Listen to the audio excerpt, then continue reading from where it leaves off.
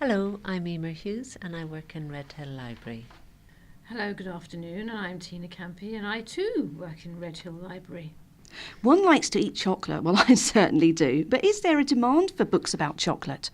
If you love chocolate, then you've got to learn about chocolate. And I don't think I've met many people that don't like chocolate, because it comes in all sorts of flavours, really, doesn't it, and forms. There's white chocolate, and there's dark chocolate, and there's chocolate with bits in it. We've got fruit, and we've got nuts, and we've got honeycomb, and we've even got the sexy chili in chocolate, haven't we? Which is actually, that's an extraordinary taste. It really is quite extraordinary, and you need to do that. And then we have milk chocolate and cooking with chocolate. Yeah, there's different ways you can cook with chocolate. You make the most delicious things with chocolate, like chocolate brownies and chocolate cakes and chocolate crunches and chocolate mousse and chocolate sauce. It's just fabulous, absolutely wonderful stuff. It's magical and incredibly sensual. There's something very sexy about chocolate. There's the cookery books. Thomasina Myers, she has her Oaxaca Mexican food of Mexico at home, and that's again showing you how to cook chocolate, like the chocolate moles, chocolate in savoury dishes. Chocolate savoury dishes, I've never come across those. Well, we're starting to learn about them here, but in a way our knowledge of chocolate is backwards, because it started savoury in the Mayan culture in Mexico, and as started bitter, and as over when it came to Europe, then we started to add sugar and milk and make it sweet.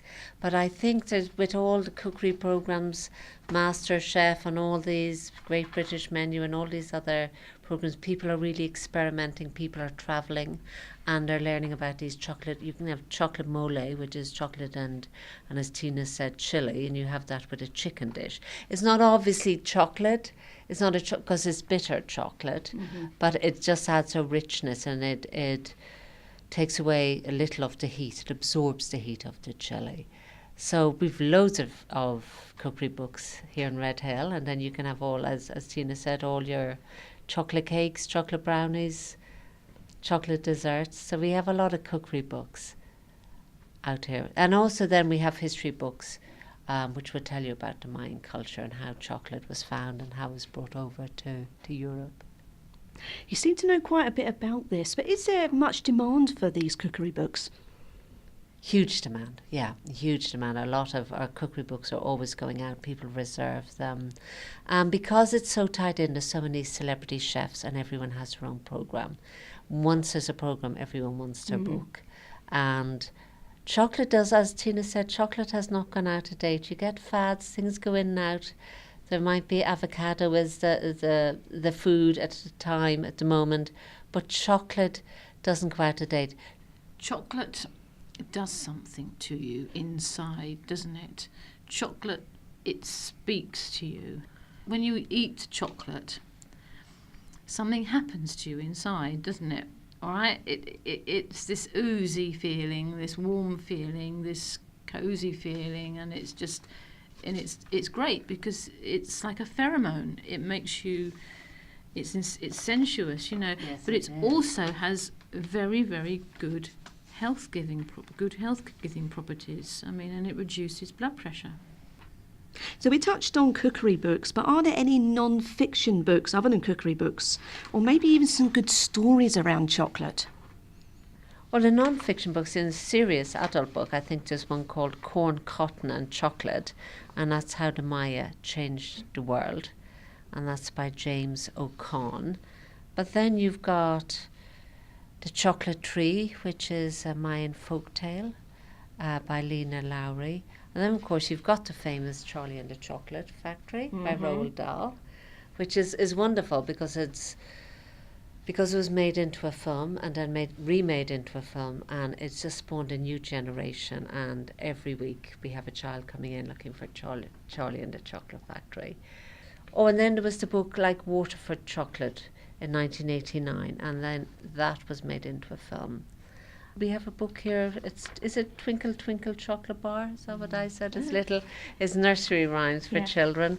So yes, and then I think we do have some in lighter adult fiction. I suppose they're a little bit romantic. I think it's Coral Matthews does The Chocolate Lovers Club, The Chocolate Lovers Diet. I think when you even hear that title, you know there's going to be light and fun. Everyone knows Joanne Harris's Chocolat. Again, you know, that she made, chocolate very sexy, didn't she, Joanne? She really did, and it was, you know, you saw her mixing it up and whirling it round, and it, you know, the magic of chocolate. You were talking about the Mayans and inventing chocolate. Do you know much about the history of I it? think it was about 600 AD. The Mayans, they would have been in Mexico and Guatemala and Belize, and they discovered the cocoa beans, and they thought they're very spiritual, magical culture, so they believed there was magic to it. So they made it into a drink, and they made it with water, which again, going back to that Mexican book, like Water for Chocolate, that's where it came about. And for centuries, chocolate was made with water. And then one of the Spanish, I think it's Cortez, one of the Spanish conquerors in the 1600s, he brought that back to Europe. But again, for quite a while, it came to London, to Spain, to France and Belgium, but it was only used as a chocolate drink. Again, they only made it with water, then they added wine and coffee. And it wasn't really till the 1800s that it actually was made into a solid chocolate shape. And it's interesting because in France, when Tina was talking about the sensuous quality of the French novel Chocolat, in the court of Louis XIV, it was seen as an aphrodisiac. And when they did set up a chocolate shop later in the 17th century in Paris, they made rather naughty shapes from chocolate, a lot of erotic shapes, surprise, surprise. But then in London, they had their little shops, and it was seen as medicinal, and it was seen as a cure-all for everything, including TB. So it came as a very different approach. And then I think eventually, we were talking about Belgian chocolate, when they set up a shop in, I think it was, again, 1857, and it was Jean Newhouse, and it was a pharmacy come shop. So again, the origins were, we seem to think we've only just discovered in modern days that chocolate's good for you, but obviously they always saw there was a medicinal quality there.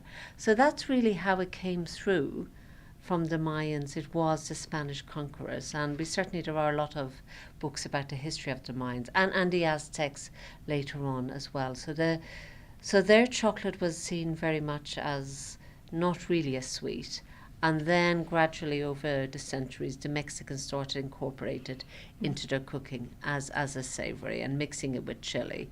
So I think it's really but they don't use it as a sweet. So it's really when it came over to Europe. And I think in the 1700s, they suddenly discovered, the Dutch and the English, for the drinking chocolate, they added milk and sugar and made it sweet. So it's more like the drinking chocolate we have now. And then they discovered, and I think it was Fry and Sons, they discovered they could add sugar and a cocoa paste. And again, they were doing it obviously in France and Belgium, just slightly naughtier shapes.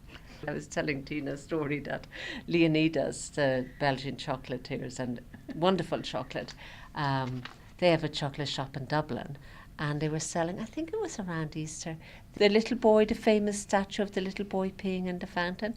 And I walked in there, and there's all these little chocolate boys wrapped up in cellophane.